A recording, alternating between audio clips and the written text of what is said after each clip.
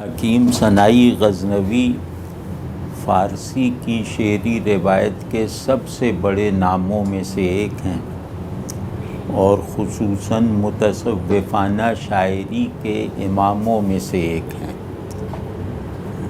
اور جیسا کہ نام سے ظاہر ہے کہ افغانستان کے تھے، غزنی کے، اچھی خاصی عمر تک حکمرانوں اور صاحب اقتدار کے قصائد کہتے رہے۔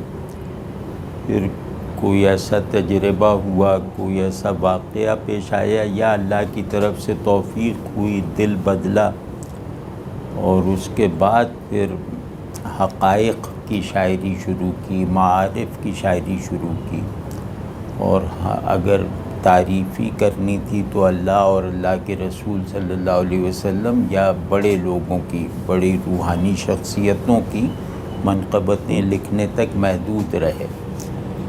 اور ان کی جو بہت مشہور کتاب ہے، جو صوفیانہ شاعری کا سمجھیں کہ نقطۂ کمال ہے، وہ حدیقۃ الحقیقہ ہے، یعنی حقیقت کا باغ۔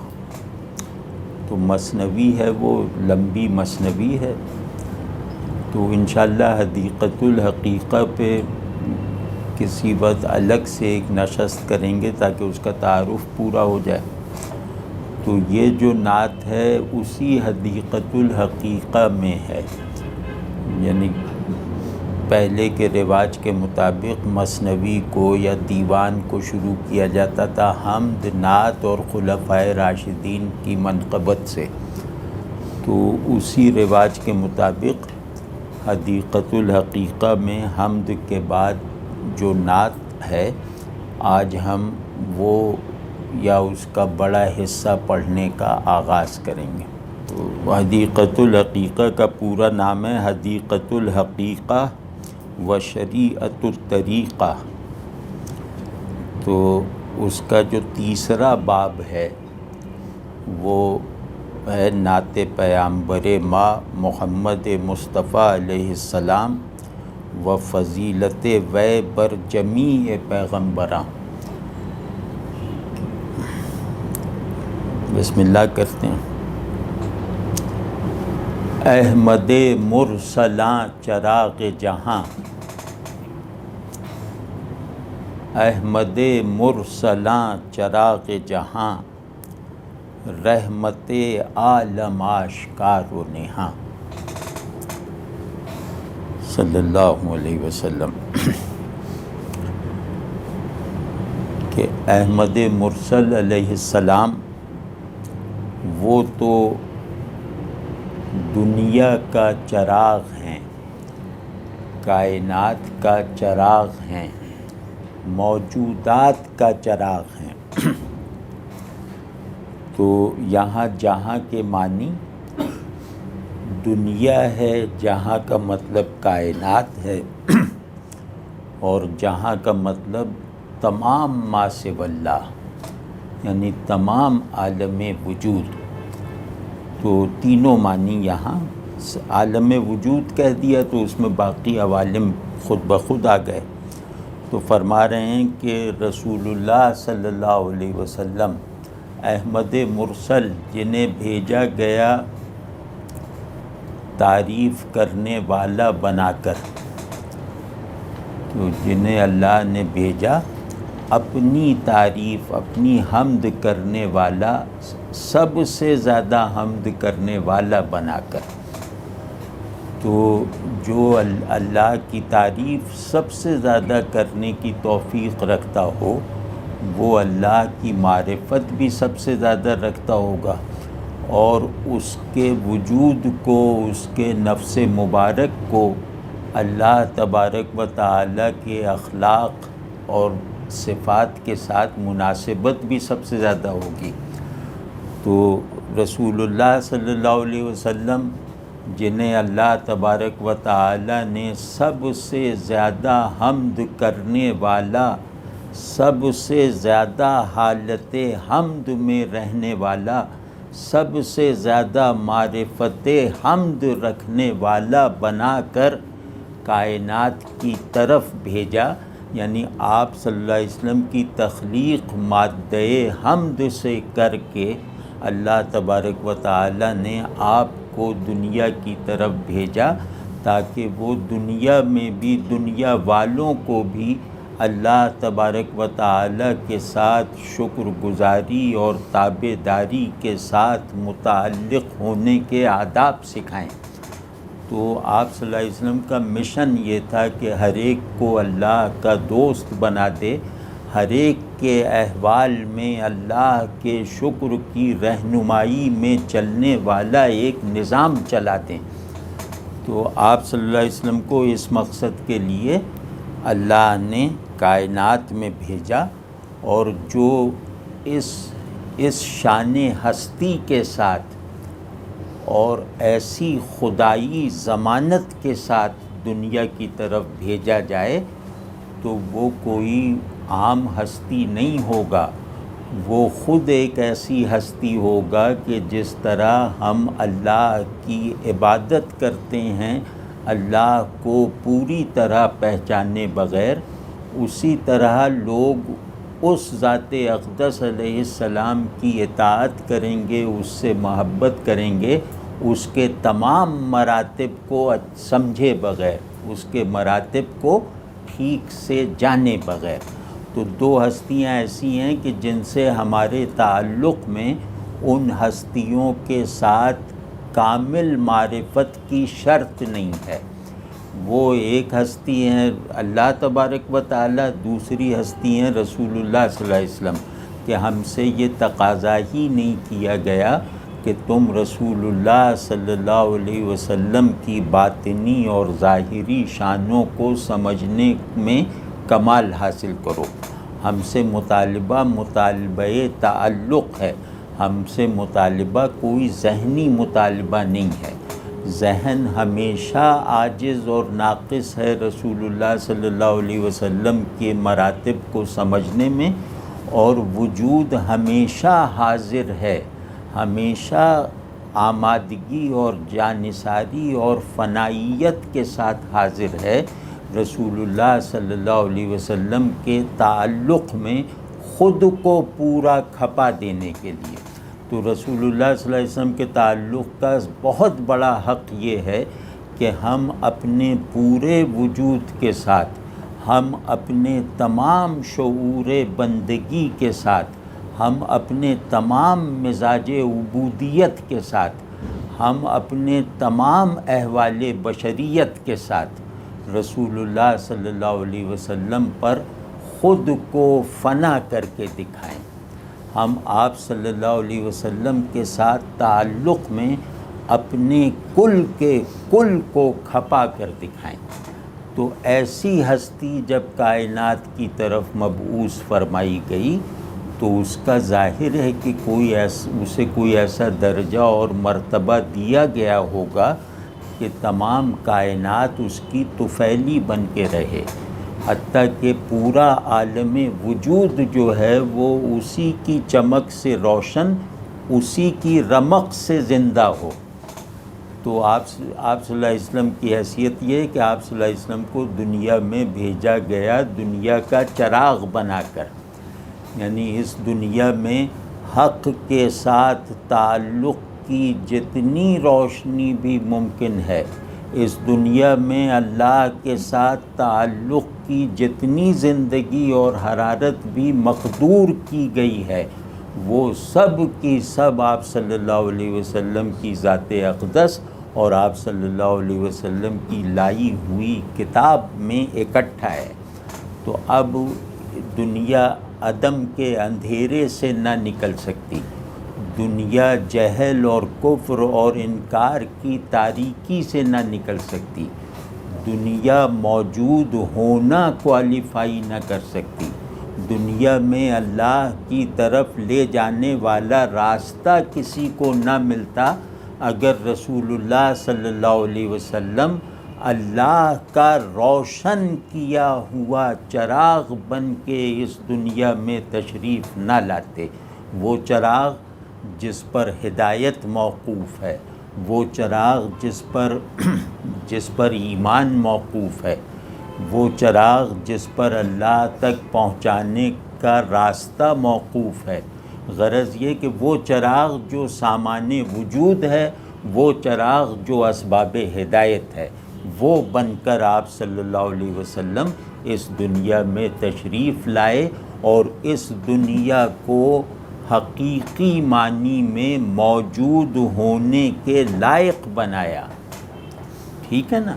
مطلب اگر میں اللہ تبارک و تعالیٰ کے ساتھ صحیح تعلق کی راہ دکھانے والی ہدایت سے محروم ہوں تو اس کا مطلب ہے کہ میں موجود ہی نہیں ہوں۔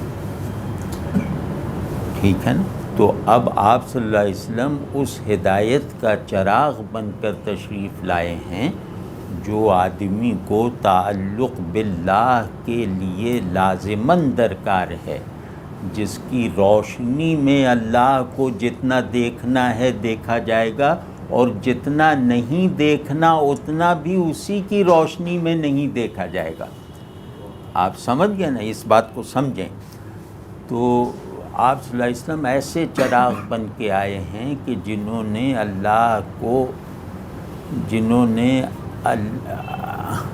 اللہ سے محجوب ہونا، اللہ سے دور ہونا، اللہ سے بے خبر رکھنا ناممکن بنا دیا ہے۔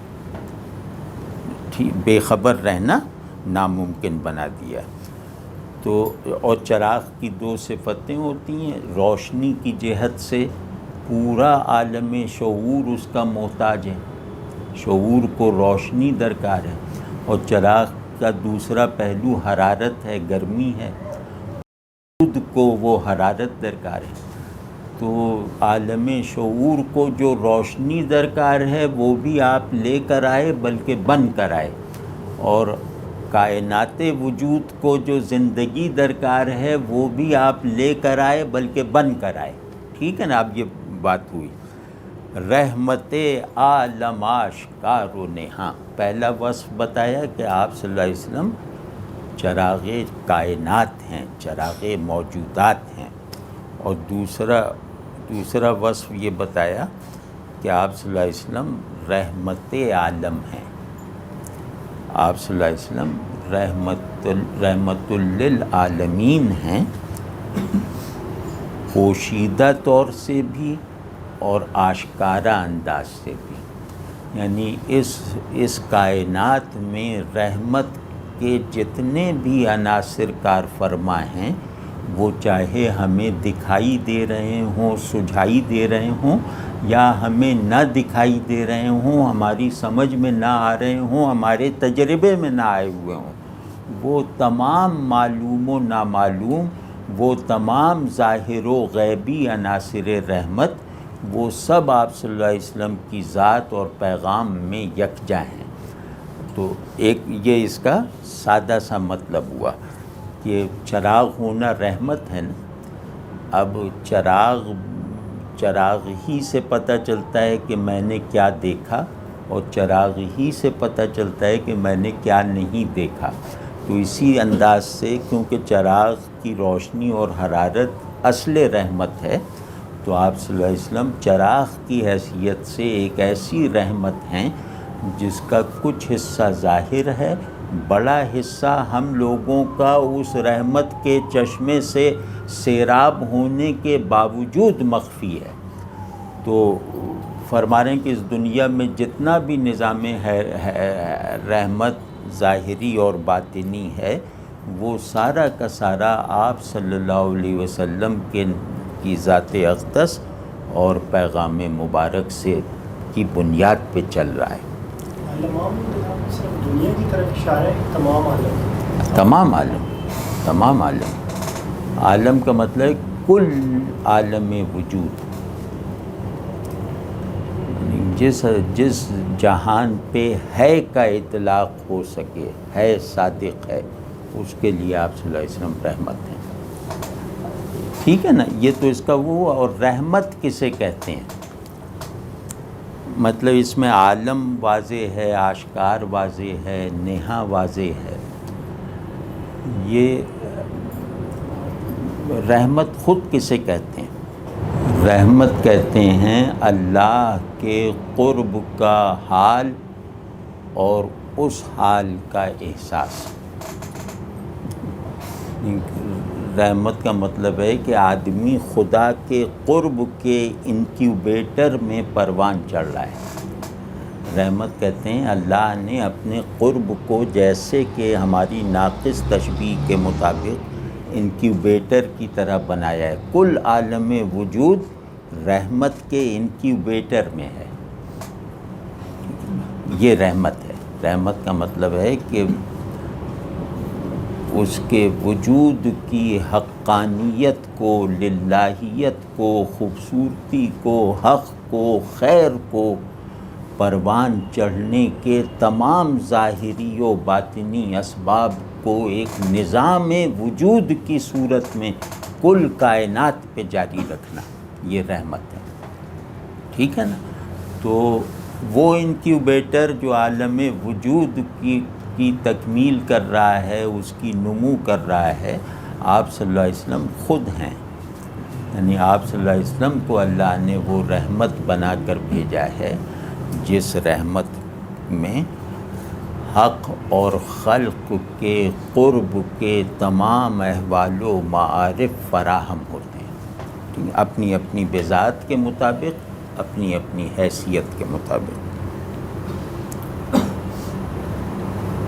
اور رحمت کا ایک سادہ سا مطلب بھی ہے، بلا استحقاق مہربانی، کہ ایسی مہربانی جس کے ہم مستحق نہیں ہیں، اللہ کی ایسی مہربانی جس کے ایک تو ہم مستحق نہیں تھے وہ ہم پر ہوئی، اور دوسرے یہ کہ جس کا حق کوئی مرحوم ادا نہیں کر سکتا۔ یعنی رحمت اس بلا استحقاق مہربانی کو کہتے ہیں کہ جس پر بھی ہو وہ اس پہ شکر تو کرتا ہے، اس کا حق ادا نہیں کر سکتا۔ واضح ہے نا؟ تو یہ ان معنوں میں بھی ہے۔ آمد اندر جہان جاں ہر کس، آمد اندر جہان جاں ہر کس، جان جاں ہا محمد آمد و بس صلی اللہ علیہ وسلم، کہ ہر مخلوق، ہر ما سوی اللہ موجود، وہ عالم ارواح میں ہے، وہ جان کی، روح کی دنیا میں ہے۔ آمد اندر وہ زندگی کے جہان میں ہے، ہر موجود زندگی کے جہان میں اتارا گیا ہے، بھیجا گیا ہے، رکھا گیا ہے، یعنی ہر موجود جہان جاں میں ہے، ہر موجود، ہر ما سوی اللہ موجود، تمام کائنات، اور ان میں آمد جان جاں ہا محمد آمد و بس۔ لیکن رسول اللہ صلی اللہ علیہ وسلم کا امتیاز یہ ہے کہ سب لوگ جان کے جہان میں ہیں، آپ صلی اللہ علیہ وسلم خود جان کے لیے جان کی حیثیت رکھتے ہیں۔ یعنی آپ صلی اللہ علیہ وسلم گویا وجود کا مرکز ہیں، ہم لوگ یا ساری کائنات جو ہے وہ زندگی کے دائرے میں سموئی ہوئی ہے، ایک جان کے دائرے اور کائنات میں مقیم ہے۔ رسول اللہ صلی اللہ علیہ وسلم ایسی کئی جانوں کی جان ہیں۔ اب اس میں خوبصورتی آپ دیکھ رہے ہیں کہ کہہ رہے ہیں کہ ساری کائنات ایک روحانی دائرہ ہے، ساری کائنات، یعنی کہ جو تخیل سے ماورا بھی ہو تو بھی ساری کائنات ایک روح کے دائرے میں رہتے ہوئے موجود ہے، اس میں سموئی ہوئی ہے۔ رسول اللہ صلی اللہ علیہ وسلم کا امتیاز یہ ہے کہ وہ اس ایک جان جیسی کئی بے شمار جانوں کے لیے جان کی حیثیت رکھتے ہیں۔ آپ سمجھے نا کہ ایسی جانوں کے لیے بھی آپ صلی اللہ علیہ وسلم سرمایہ وجود ہیں جو ابھی عالم وجود سے جن کا تعلق نہیں پیدا ہوا، آپ صلی اللہ علیہ وسلم ان ارواح وجود کی بھی روح ہیں، ان جاں ہستی کی بھی جان ہیں جنہوں نے ابھی ظہور کونی اور اظہار وجودی نہیں کیا۔ آپ سمجھیں، یہ کمال کی منقبت ہے، کمال کی مدح ہے۔ واضح ہے یہ بات نا؟ ہم جانے جاں ہا محمد آمد و بس وسلم۔ تو اب آپ سمجھیں نا کہ ایک جان سے ساری کائنات موجود ہے۔ رسول اللہ صلی اللہ علیہ وسلم سے یہ ایک جان ہی نہیں بلکہ اس جیسی بہت سی جانیں موجود ہیں۔ یعنی آپ صلی اللہ علیہ وسلم، یہ ایک جان ساری کائنات کا مایہ ہستی ہے۔ آپ صلی اللہ علیہ وسلم ساری کائنات کا مایہ ہستی بننے والی ایک جان کی طرح بے شمار جانوں کے لیے سرچشمہ وجود ہیں۔ واضح ہے نہیں بات؟ تو یہاں جان کو آپ اس معنوں میں لیں کہ وہ امر، وہ جوہر جس کی وجہ سے چیزیں موجود ہوتی ہیں، ٹھیک ہے نا؟ تو اس طرح لیں تو یہ شعر بالکل صاف ہو جائے گا کہ ابھی اللہ کے منصوبہ وجود میں ایسی کئی جانیں ہیں جن میں سے ہر ایک غیر محدود کائنات کا سینٹر اور سبب بن سکتی ہیں، سبسٹنس بن سکتی ہیں۔ آپ صلی اللہ علیہ وسلم ان سب کے لیے بھی ایسنس آف بینگ ہیں، ٹھیک ہے؟ تا بخندید بر سپہر جلی، اتنے پرانے شاعر ہیں لیکن دیکھیں کہ زبان میں بالکل پرانا پن نہیں ہے، مطلب بہت رواں مصرے ہیں۔ تا بخندید بر سپہر جلی، آفتاب سعادت ازلی۔ کسی کو آپ میں سے فارسی کس کی اچھی ہے؟ نہیں، وہ ایک خاص وجہ سے پوچھا جس کی فارسی اچھی وہ بتائے یہاں تا کس معنی میں آیا ہے؟ تا کہ فارسی میں کئی مفاہیم اور استعمالات ہیں نا۔ تا کے معنی میں بھی ہے، تک کے معنی میں بھی ہے، حتیٰ کہ سے کے معنی میں بھی ہے، اور وجہ کے معنی میں بھی ہے، سبب کے معنی میں بھی ہے، نتیجے کے معنی میں بھی۔ مطلب یہ ایک ایسا حرف ہے جس کے کئی استعمالات ہیں۔ اور تا کا ایک مروج استعمال ہے، مشہور استعمال ہے، حتیٰ کہ، یہاں تک کہ، بالآخر۔ اور تا کا ایک اور مطلب ہے جب۔ یہ سب چیزیں ذہن میں رہیں، یہاں انہوں نے تا کے اکثر شیڈز دے دی ہیں۔ تا بخندید بر سپہر جلی، آفتاب سعادت ازلی۔ یہ مطلب بعض چیزیں جو ہیں نا، صورت کو روح جیسی لطافت کے ساتھ بیان کرنا، یہ مطلب یہ اظہار کا بھی کمال ہے، ادراک کی بھی انتہا ہے، ٹھیک ہے نا؟ ایسی امیج بنانا کہ جس میں اندیکھا پن دیکھے پن پر غالب ہو، اور وہ اندیکھا پن کنوے ہو جائے، اور مطلب یہ کہ وہ گویا خواہش دید کی تربیت بھی کرے، کفالت بھی کرے۔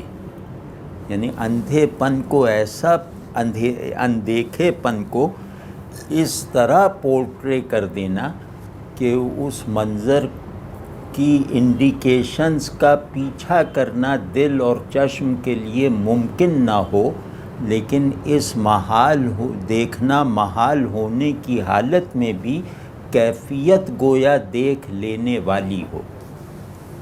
یہ ہوتی ہے بڑی امیجری۔ تو یہ اس طرح کی امیج ہے کہ تا بخندید صورت، تا بخندید بر سپہر جلی۔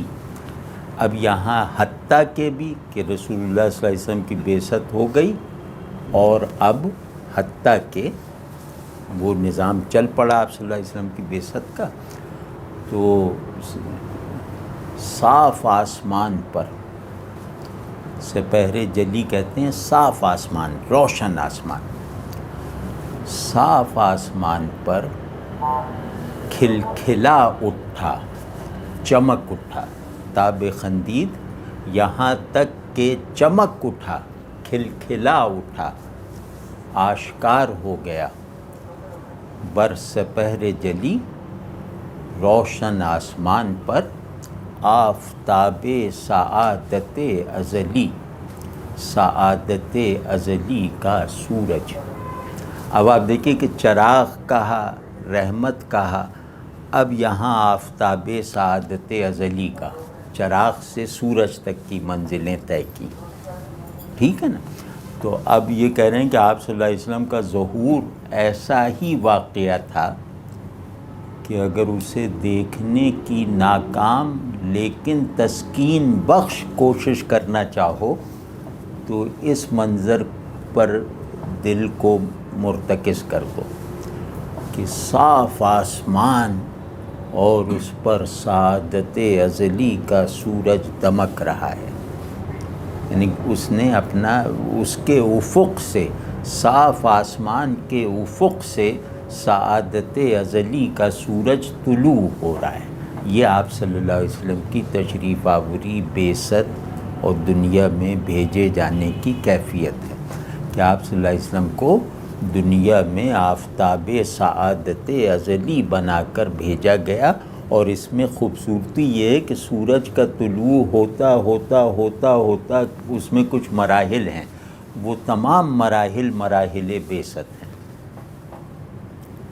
کہ آپ صلی اللہ علیہ وسلم کے سورج کا پہلا کنارہ چمکا غار حرا سے، پھر مکی زندگی، پھر مطلب سورج نصف النہار پہ آیا، اور آسمان صاف ہے، یعنی یہ کہ اللہ نے اپنے پورے نظام ہدایت میں غلط فہمی پیدا کرنے والی کسی بدلی کی ٹکڑی کو بھی الاؤ نہیں کیا اس صاف آسمان کو دھندلا دے۔ یعنی آسمان بالکل صاف ہے، یعنی عالم ہدایت پوری موافقت کے ساتھ اس سورج سے، پوری موافقت کے ساتھ اس سورج کی کمک پر ہے۔ یعنی اب آسمان ہدایت پر کچھ نہیں ہے سوائے اس سورج کے۔ اب اسی سورج سے آسمان کو بھی دیکھا جائے گا، اسی سورج سے زمین پر بھی نظر ڈالی جائے گی۔ واضح ہو گیا نا؟ تو اب اس میں کھولنے کی بات یہ ہے کہ سپہر جلی بہت خوبصورت فریز ہے، کمال ہے، میں نے نہیں پڑھا کبھی آسمان کی صفت جلی کے لفظ سے کی جائے، تو کمال کی فریزنگ ہے، اور اس سے پتہ چلتا ہے کہ یہ شاعر کتنے بڑے ہیں۔ سپہر جلی صرف آدمی صوفی ہونے کی وجہ سے نہیں باندھ سکتا، اس کے لیے بڑا کرافٹس مین ہونا چاہیے، بڑا شاعر ہونا چاہیے۔ تو جلی کا، سپہر کہتے ہیں آسمان کو، اور جلی کے کچھ پہلو ہیں۔ جلی کا مطلب ہے پورا ظاہر، اعلانیہ، پورا ظاہر۔ جلی کا مطلب ہے پورا روشن، اور جلی کا مطلب ہے پورا صاف، ہر ملاوٹ سے پاک، ہر آلودگی سے ماورا، یہ جلی ہے۔ اور جلی کا ایک مطلب یہ ہے کہ اب پیچھے کچھ نہیں رہ گیا۔ جلی کا مطلب ہے کہ جو کچھ ہے بس یہ اس سچویشن میں ہے، اس سچویشن کے پیچھے کچھ بھی نہیں ہے۔ آپ سمجھیں نا، جلی اس کو کہتے ہیں۔ جلی خفی کا اپوزٹ ہے نا، تو ان معنوں میں جلی کا مطلب ہوتا ہے کہ اب خفی کچھ نہیں ہے، جو کچھ ہے وہ سب رسول اللہ صلی اللہ علیہ وسلم کی آمد سے ظاہر ہو گیا۔ تعلق مع اللہ کی کائنات میں جو کچھ ہے، وہ سارے خزینے، وہ ساری بلندیاں، وہ سارے وسعتیں، سب کی سب ظاہر اپنے آپ کو کر رہی ہیں اس سپہر جلی پر جو ختم نبوت کا بھی استعارہ ہے، اور اس آفتاب ازلی سے جو رسول اللہ صلی اللہ علیہ وسلم کی ذات اور آپ صلی اللہ علیہ وسلم کی لائی ہوئی کتاب کی علامت ہے۔ ٹھیک ہے نا؟ تو اب اس کا جلی کے ان پہلوؤں سے اگر آپ دیکھیں تو اس کا مطلب یہ ہے کہ جب تک سلسلہ نبوت جاری تھا اس وقت تک آسمان میں مختلف نظام چل رہے تھے ہدایت کے منصوبے کو آگے بڑھانے والے، لیکن جب اس نظام کو ختم کر دیا گیا تو اب آسمان میں بس حال ہی کو ہدایت کی کائنات میں حال ہی کو مستقبل بنایا گیا ہے۔ آپ سمجھ گئے نا؟ اب کوئی نبی نہیں آنا، اس کا مطلب ہے کہ رسول اللہ صلی اللہ علیہ وسلم تقویم ہدایت کے جس حال کو لے کر آئے ہیں یہی حال ابدی مستقبل ہے۔ اب کوئی مستقبل اس حال سے مناسبت نہ رکھنے والا نہیں آنا۔ آپ سمجھ یہ اور سپہر کی کیونکہ دلالتیں شاعرانہ بہت، سپہر کا مطلب ہے کہ جہاں تقدیرات کا فیصلہ ہو۔ سپہر کا مطلب ہے کہ جہاں جیسے دنیا کو کیسا بننا ہے، کیا بننا ہے، اس کا فیصلہ ہو اور اس فیصلے کی تاثیر کے نتیجے میں دنیا اپنے اندر باہر سے ویسی بن جائے۔ تو اب فرما رہے ہیں کہ اللہ کی لوح ہدایت سمجھ لو کہ آسمان ہے، اللہ کی لوح تقدیر روحانی سمجھ لو کہ آسمان ہے، اللہ کا عالم ظہور سمجھ لو کہ آسمان ہے۔ یہ آسمان اب اس آخری سورج کو جو دراصل پہلا خورشید ہے، اس کو اب پہلی بار طلوع کر کے سارے کاموں سے، سارے ذموں سے فارغ ہو گیا۔ یہ آفتاب مطلب جلی کے مختلف پہلوؤں کو نظر میں رکھ کر یہ ہے کہ اب کوئی تقدیر مخفی نہیں رہی، نہ ہدایت میں، نہ کمالات وجود میں، نہ حق تک پہنچانے والے کسی علم میں۔ جتنا علم حق ہے وہ مکمل ہو گیا، جتنا ظہور حق ہے وہ بس مکمل ہو گیا۔ اب اس سے اگلا بھی مرحلہ ظہور نہیں آنا، یعنی اللہ کا ظہور کائناتی رسول اللہ صلی اللہ علیہ وسلم کے لائے ہوئے دین میں مکمل ہو گیا۔ اب اللہ کے تعارف کا ایک ذرہ بھی کسی اور ڈسکورس میں نہیں مل سکتا۔ ٹھیک ہے نا؟ تو اور سعادت اور سعادت ازلی، اس پہ تھوڑا سا خود بھی غور کریں نا۔ اب دیکھیں ایک چھوٹا لفظ تھا جلی، اس سے اتنے معنی پیدا ہوتے ہیں۔ تو سعادت اور ازلی تو یہ بڑے بڑے لفظ ہیں۔ سعادت کسے کہتے ہیں اور اسے ازلی کہنے کا کیا مطلب ہو سکتا ہے، اس پہ غور کیجیے۔ ایک قاعدہ ہے نا کہ چیزیں اپنے اضداد سے پہچانی جاتی ہیں، اپنے اپوزٹ سے۔ تو سعادت کا اپوزٹ کیا ہوا؟ جیسے نا رات ہے، اس کو دن، اس کا اپوزٹ ہو گیا۔ تو سعادت کا اپوزٹ کیا ہے؟ تھوڑا سا یہ اپنے ہاتھ سے ڈول نکالنے والے کا پانی زیادہ میٹھا ہوتا ہے، تھوڑی محنت کرنی چاہیے۔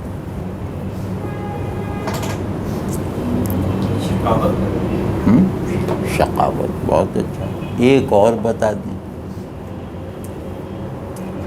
شقاوت کے معنی بھی بتا دیں۔ ہاں، بدبختی۔ تو اب شقاوت کے اپوزٹ سے یہ سمجھ میں آیا کہ سعادت خوش بختی کو کہتے ہیں۔ اب سعادت کے کچھ اپوزٹس اور ہیں، ان سے بھی اسے سمجھا جا سکتا ہے۔ ان میں ایک اپوزٹ ہے نحوست۔ نحوست کا اصطلاحی مطلب ہے حق سے خالی ہونا۔ تو اب اس پہلو سے دیکھیں تو سعادت کا مطلب ہے حق کا حامل ہونا۔ ٹھیک ہے نا؟ تو سعادت خوش بختی ہے، اور خوش بختی کی بنیاد یہ ہے کہ یہ اللہ سے تعلق کا راستہ کھولتی ہے۔ اس سے بڑھ کے کیا سعادت ہو سکتی ہے کہ میں اپنی حقیقت یعنی بندگی کو ریئلائز کر کے اسے عمل میں لا کر اپنی منزل یعنی اپنے معبود تک اس کی خوشنودی، اس کی اجازت اور اس کے بتائے ہوئے آداب کے مطابق چلنے کا راستہ حاصل کر لوں، یہ سعادت ہے۔ ٹھیک ہے نا؟ تو سعادت خوش بختی یعنی اہل اللہ ہونا، اللہ والا ہونا، اللہ سے، اللہ کی یاد سے بھرا ہوا ہونا، اپنی حقیقت کا عارف ہونا اور اپنے معبود کی طرف یکسو رہنا، اپنی حقیقت بندگی کو عمل میں لا کر اپنے معبود حقیقی کی طرف از روئے حال، از روئے فعل، از روئے خیال یکسو رہنا، ایسا یکسو رہنا کہ جس میں کوئی خلل نہ آئے، تو اس کو کہتے ہیں سعادت۔ تو اب سعادت کا سادہ سا مطلب کیا ہے کہ اللہ کی خوشنودی کے حصول کے ساتھ اللہ کے قرب میں، اللہ کے حضور میں رہنا، اللہ کی خوشنودی کے سائے میں، اللہ کے حضور میں، اللہ کے قرب میں، اللہ کی محبت میں، اللہ کی خشیت میں رہنا، یہ سعادت ہے۔ ٹھیک ہے؟ تو سعادت کا مختصر ترین مطلب ہے اللہ والا ہونا۔ تو اب ازلی کا کیا ہوا؟ اس کے ساتھ اگر ازلی کا وہ ملا لیں وصف کہ یہ سعادت ان معنوں میں ہے، اور اس میں مزید تاکید یہ پیدا ہو گئی کہ اس کو ازلی بھی کہہ دیا۔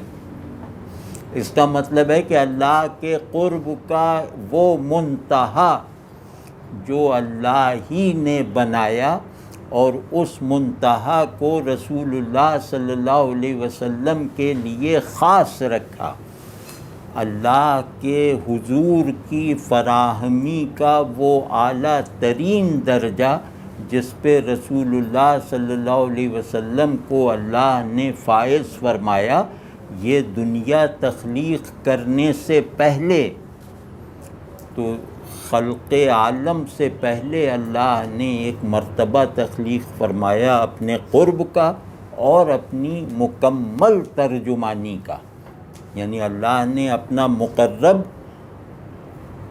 تخلیق عالم سے پہلے بنایا اور اپنی ترجمانی کا نظام کائنات کو بنانے سے پہلے استوار کر دیا۔ تو اس کو ازلی کہنے کا مطلب یہ ہے کہ اللہ کا نظام چل پڑا ہے لیکن ابھی تخلیق کائنات نہیں ہوئی، تو اللہ نے جو سب سے پہلی چیزیں بنائی ہیں انہیں ازلی کہتے ہیں، اور وہ چیزیں گویا مادی نہیں ہوں گی، ٹیمپورل نہیں ہوں گی، اسپیشیل نہیں ہوں گی۔ چیزوں کے دو لوکیل آف بینگ ہیں، ایک ان کی ٹیمپوریلٹی اور اسپیشیلٹی یعنی زمان و مکان میں ہونا، یہ چیزوں کی ایک حالت وجود ہے، لیکن چیزیں اپنی حقیقت کے اعتبار سے ٹیمپورل نہیں ہیں، اسپیشیل نہیں ہیں۔ تو جب اللہ تبارک و تعالی حقائق کی ترتیب اور تنظیم کر رہا تھا، جب اللہ تبارک و تعالی حقائق میں نظام مراتب بنا رہا تھا، یعنی بیانڈ ٹائم اینڈ اسپیس، اس وقت جو مرتبہ عظمیٰ، مرتبہ اعظم، سب سے برتر مرتبہ جو بنایا تھا وہ مرتبہ سعادت ہے، اور اس مرتبہ سعادت پر اللہ نے رسول اللہ صلی اللہ علیہ وسلم کو آپ صلی اللہ علیہ وسلم کی تخلیق سے پہلے فائز کر دیا تھا، اس کو کہتے ہیں۔ ٹھیک ہے نا؟ تو دوسرا مطلب سعادت ازلی کا ذرا عملی مطلب ہے، حق کے بلا واسطہ اور بلا آمیزش حضور میں رہنا، یہ سعادت ازلی ہے۔ تو اللہ تبارک و تعالیٰ نے آپ صلی اللہ علیہ وسلم کو اپنے بلا واسطہ اور بلا آمیزش حضور میں رکھ لیا تھا ازل سے، حتیٰ کہ آپ صلی اللہ علیہ وسلم کی تخلیق سے پہلے. ٹھیک ہے نا؟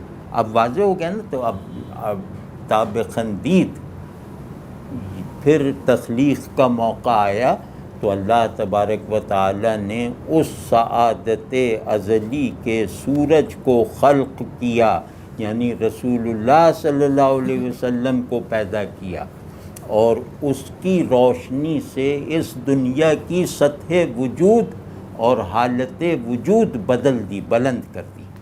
آپ سمجھیں؟ معمولی سورج سے چیزوں کی سطح ہستی معمولی رہتی ہے، لیکن یہ سعادت ازلی کا سورج ہے، یہ چیزوں کے باطن کو بھی چمکاتا ہے. تو اس کی روشنی سے، اس کی روشنی میں آنے والوں کے شعور اور وجود میں بلندی پیدا ہو گئی. واضح ہے نہیں بات؟ اور سعادت ازلی مطلب اللہ نصیب فرمائے اس کو، مطلب قابل حصول حالت میں، یعنی حاصل کرنے کے لیے سمجھنا ہو تو اللہ سے کا ایسا تعلق جس میں زوال نہ ہو، جس میں کسی مرحلے پر قرار نہ ہو، یہ سعادت ازلی ہے. اور اس کو حاصل کرنے کی کوشش ہر ایک پر فرض ہے کہ وہ اللہ کی ایسی حضوری پیدا کرے، اللہ تبارک و تعالیٰ کے ساتھ ایسا وفاداری کا تعلق پیدا کرے جس کو نہ صرف یہ کہ کوئی چیز متاثر نہ کر سکے، مجروح نہ کر سکے، اس میں سکتہ نہ ڈال سکے، اس میں تعطل نہ پیدا کر سکے، بلکہ یہ کہ ہر سانس اس میں مزید اضافے کا سبب بنے. تو اس حالت کو حاصل کرنا یہ کوئی آئیڈیلزم نہیں ہے، یہ میری بندگی میں سچائی کا تقاضا ہے کہ میں جب دنیا میں کہیں رکنا طبعاً پسند نہیں کرتا، دنیا کی سے میرا ضرورت کا تعلق ہے، وہ تعلق 2 قدم چل کے پورا ہو جاتا ہے. تو میں دنیا سے اپنی ضرورتیں پوری کرنے کے باوجود اس میں اپنا حصہ لینے کا عمل بلا ضرورت بھی جاری رکھتا ہوں، کیونکہ میں دنیا کے ساتھ سچا ہوں، میں اپنے نفس کے ساتھ صادق ہوں. تو یہی آدمی کہے کہ بھئی اللہ کے 5 نمازیں پڑھنی بہت ہو گیا، سود سے پاک اکاؤنٹ کھلوا لیا، بس بہت ہو گیا، اور کیا کروں، داڑھی بھی رکھ لی، ٹوپی بھی رکھ لی، بس کافی ہو گیا، ختم سب. تو یہ آدمی جھوٹ بول رہا ہے، یہ آدمی گویا فطرت تعلق کا انکار کر رہا ہے. یہ آدمی اس فطرت تعلق کا انکار کر رہا ہے جس پر دنیا کے حوالے سے یہ چلتا ہے. یہ کبھی یہ نہیں دیکھتا کہ میری ضرورت تو 20,000 میں پوری ہو جاتی ہے، میں 20 لاکھ کیوں کما رہا ہوں، یہ کبھی نہیں دیکھے گا. تو اس میں کہے گا کہ سنت مؤکدہ تم نے ہمیں غلط بتایا ہے، یہ تو نفلیں تھیں، انہیں تو چھوڑا جا سکتا ہے. آپ سمجھ گئے نا؟ تو نفل کا ہی آدمی جان چھوڑا لیتا ہے. تو آپ سمجھ رہے ہیں؟ تو اس کا مطلب ہے کہ میں اللہ تبارک و تعالیٰ کے ساتھ تعلق میں نفسیاتی اور فطری سچائی بھی نہیں رکھتا اگر اس تعلق میں ترقی کی ہر آن کوشش اور فکر نہیں کرتا. ٹھیک ہے نا؟ تو یہ سب پہ فرض ہے. فرض کیا ہے؟ فرض ہے اللہ سے تعلق میں سچا ہونا. تعلق میں سچا ہونے کا ثبوت کیا ہے؟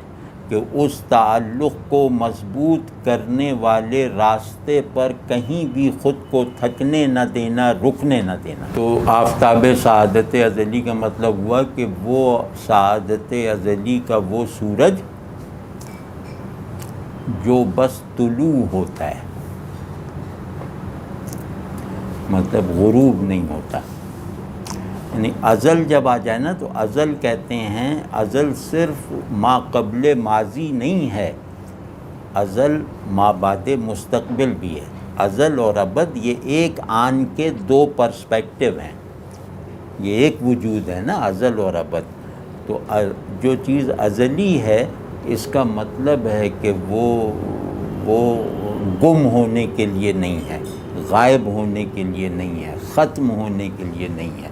تو رسول اللہ صلی اللہ علیہ وسلم کی صورت میں ایسا سورج اللہ نے آفاق ہدایت اور آفاق وجود سے نکالا جو صرف طلوع ہوتا ہے، اس کا کوئی مغرب نہیں۔ نامد اندر سراسر آفاق، یہاں آپ صلی اللہ علیہ وسلم کا حقیقی مرتبہ بتایا، اب آپ صلی اللہ علیہ وسلم کی شان شخصی بتا رہے ہیں، شخصیت کی حیثیت سے، کہ نامد اندر سراسر آفاق، پائے مرد چنو بر میثاق۔ نامد اندر سراسر آفاق، کوئی نہیں آیا تمام آفاق میں کبھی بھی، اس مصرعے کا مطلب یہ کہ تمام کائنات میں کوئی نہیں آیا کبھی بھی، پائے مرد چنو بر میثاق، ایسا استقامت رکھنے والا جواں مرد، اللہ سے جو عالم ارواح میں وعدہ و پیمان ہوا تھا اس کی پابندی کرنے والا ایسا بندے عظیم تاریخ کائنات میں کبھی نہیں آیا۔ یہ آپ صلی اللہ علیہ وسلم کی شخصیت مطہرہ کو بتا رہے ہیں۔ میثاق سے آپ سمجھ گئے نا کہ روز الست جو ہے کہ جب اللہ نے ارواح سے وعدہ لیا، عہد لیا کہ کون ہے تمہارا رب، کیا میں تمہارا رب نہیں، تو میثاق، وہی میثاق تخلیق کی بنیاد ہے، وہی میثاق دین آنے کی بنیاد ہے، وہی میثاق ہماری طرف انبیاء کے آنے کی بنیاد ہے، وغیرہ وغیرہ۔ اور پھر میثاق میں ایک پہلو وہ بھی ہے نا کہ آپ صلی اللہ علیہ وسلم کے لیے بھی میثاق لیا گیا تھا نا انبیاء سے،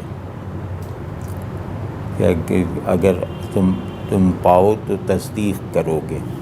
لیکن خیر میثاق جو معروف میثاق ہے وہ یہ کہ ارواح سے جو وعدہ اور عہد لیا گیا تھا، کہنے اس عہد تعلق پر، اس پیمانے بندگی پر ایسی استقامت رکھنے والا، اس پیمانے بندگی کو اتنے کمال تک پہنچا کر عمل میں لانے والا کوئی شخص تاریخ کائنات میں، تاریخ موجودات میں کبھی نہیں آیا۔ یہ اس کا مطلب ہے۔ ایک شعر اور پڑھ لیتے ہیں، تو یہ نعت ماشاءاللہ لمبی ہے، نہیں اس کے بعد تھیم الگ شروع ہو رہا ہے، اس کا شعر میں تبرکاً پڑھ دیتا ہوں، لیکن اب وہ مضمون الگ ہو جائے گا، وہ بہت اٹھ رہا ہے مضمون۔ تو اس شعر پہ، کیونکہ یہ شعر ایک واقعاتی معنویت رکھنے والا شعر ہے نا کہ آپ صلی اللہ علیہ وسلم کی نظیر کوئی نہیں ہے، اور آپ صلی اللہ علیہ وسلم کی فضیلت، افضلیت اور مطلب اکرم ہونے کی، افضل ہونے کی وجہ یہ ہے کہ آپ صلی اللہ علیہ وسلم بندگی کے عہد پر سب سے زیادہ ثابت قدم ہیں۔ یار اس بات کو سمجھو کہ آپ صلی اللہ علیہ وسلم کی تمام فضیلتوں کی بنیاد یہ ہے کہ اللہ کا ایسا بندہ کوئی نہیں ہے۔ یہ ہے میثاق کا مطلب ہے کہ یا اللہ میں عہد کرتا ہوں کہ تیرے ساتھ تعلق میں کمالات کی جستجو کے ساتھ صادق رہوں گا۔ تو ایسے کمالات کسی نے حاصل نہیں کیے، ایسی جستجو کسی نے کر کے نہیں دکھائی۔ سورہ انشراح اسی جستجو کا بھی بیان ہے۔ تو مطلب مادہ فضیلت کسی میں بھی ہو وہ بندگی ہے، اور اس مادہ فضیلت کا سب سے کامل ظہور رسول اللہ صلی اللہ علیہ وسلم میں ہوا، یہ کہہ رہے ہیں شعر میں۔ ٹھیک، تو اب جو اگلی نشست میں ہم جس شعر سے شروع کریں گے وہ بلکہ لکھ لیجئے گا تاکہ ذہن میں سے نکلے نہ، کہ آں سپہرش چہ بارگاہ ازل، آں سپہرش چہ بارگاہ ازل، آفتابش کے احمد مرسل صلی اللہ علیہ وسلم، کہ وہ اس کا وہ سپہر جو بارگاہ ازل ہے، وہ جو سپہر جلی کا ہے وہ بارگاہ ازل ہے، اور جو آفتاب نکلتا ہوا پچھلے شعر میں دکھایا ہے وہ احمد مرسل علیہ السلام ہے۔ یعنی بارگاہ ازل آسمان کی طرح ہے، اس آسمان کا ایک سورج ہے، وہ احمد مرسل علیہ السلام ہے۔ یہ اس میں معنی بہت ہیں، وہ اگلی مرتبہ انشاءاللہ کھولیں گے۔ وصلی اللہ علی النبی الامی۔